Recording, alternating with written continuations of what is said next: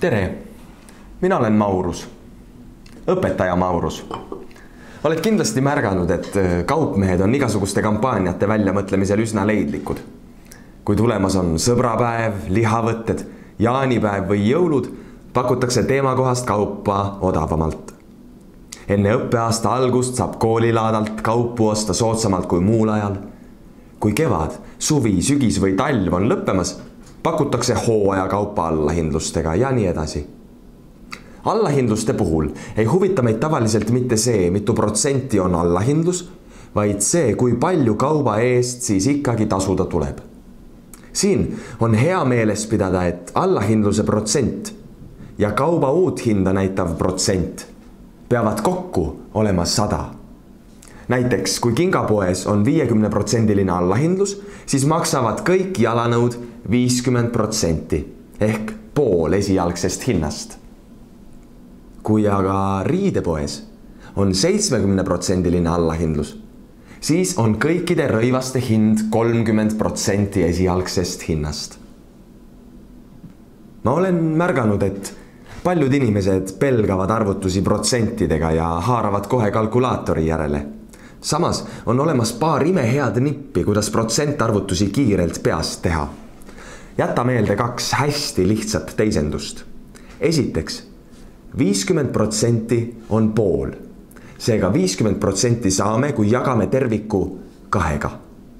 Ja teiseks, 10% on kümnendik. Seega 10% leidmiseks jagame terviku 10.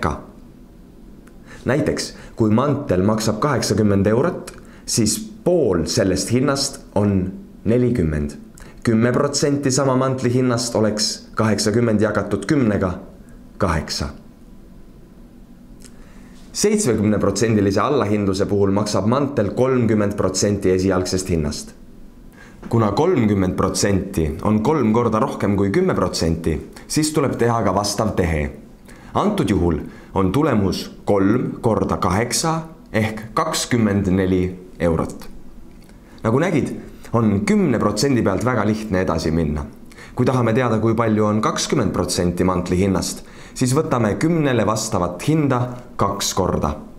Kui tahame teada, kui palju on 30%, siis 3 korda, kui 40%, siis 4 korda ja nii edasi. Kui aga 10% vastav hind poolitada, siis saame teada, mis on 5% vastav hind. Nii saame leida ka 15% meie otsitavast mantli hinnast, mis antud juhul joonistub välja nii. 10% ehk 8 pluss 5% ehk 4 on kokku 12 eurot. 60% vastava hinna leidmiseks aga liidame omavahel 50% vastava hinna ja 10% vastava hinna.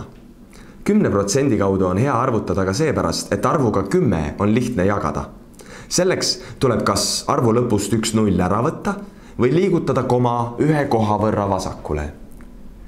Paljudes riikides on komme, et kohviku või restorani arvet makstes jäetakse hea teeninduse eest ka tippi. Enamasti 10% arvel olnud summast.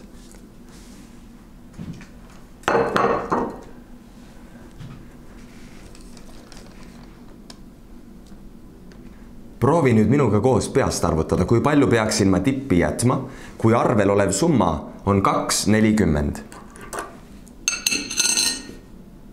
Just, 24 senti. Võid vabalt 10-ga jagamist harjutada igal pool ja varsti näed, kui imelihtne see on. Harjutamine teeb meistriks.